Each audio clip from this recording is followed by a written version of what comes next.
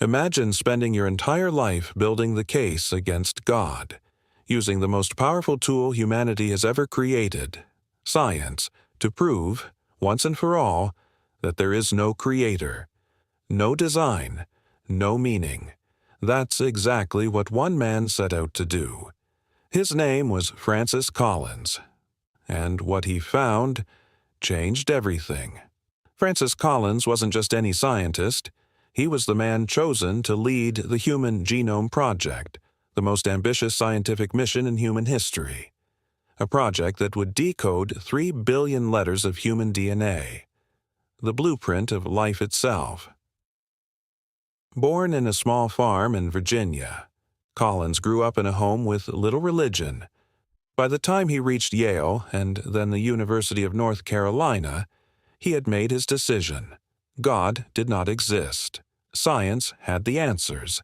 Data had the answers. The universe was cold, random, and indifferent, and anyone who believed otherwise was simply not paying attention. Then came medical school. Collins had always dealt with data, clean, controlled, measurable, but medicine introduced him to something his equations couldn't quantify: human suffering. One day, an elderly patient, a woman dying of heart disease, asked him a question that would haunt him for years. She had shared her faith with him, how it carried her through the pain, through the fear, through the darkest nights. And then she looked at him calmly and asked, "Dr. Collins, what do you believe?" He had no answer. For the first time in his life, the most brilliant mind in genetic science stood completely empty. Collins did what any scientist would do. He investigated. He began reading C.S. Lewis, the Oxford professor who had once been a staunch atheist himself. And in the first pages of Mere Christianity, Collins encountered something that stopped him cold, an argument he could not dismiss: the moral law. The universal sense of right and wrong embedded in every human culture, every civilization across history. Why does it exist?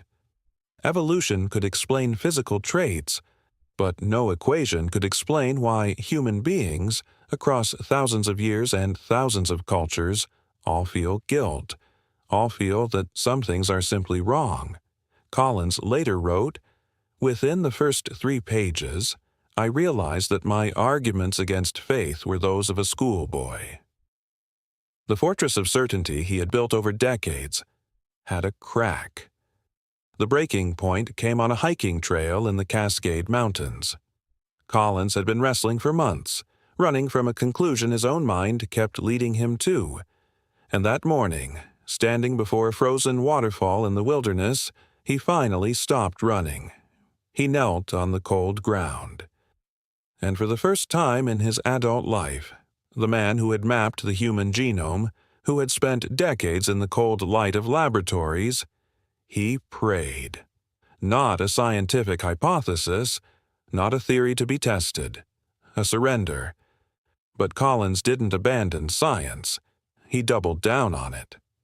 As the years passed, and as his team completed the mapping of the human genome in the year 2000, Collins stood before the world, alongside President Bill Clinton, and made a statement that shocked the scientific community. "We have caught the first glimpse of God's own instruction book. 3 billion letters of DNA. Perfectly sequenced. Impossibly complex. The mathematical probability of even a single protein forming by chance has been calculated at 1 in 10 to the power of 164. There aren't enough atoms in the observable universe to represent that number." The code pointed to a coder. And the coder had a name. Francis Collins went on to write The Language of God, a book that became a landmark in the conversation between science and faith.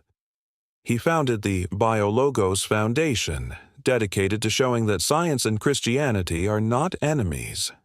They are companions in the search for truth. He served as director of the National Institutes of Health under 3 American presidents.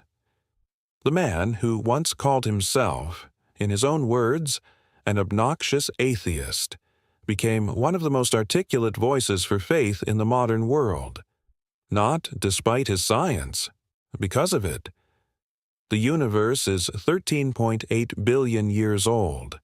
It contains over 2 trillion galaxies, and somewhere inside it, on a pale blue dot orbiting an ordinary star, a man decoded the language of life itself.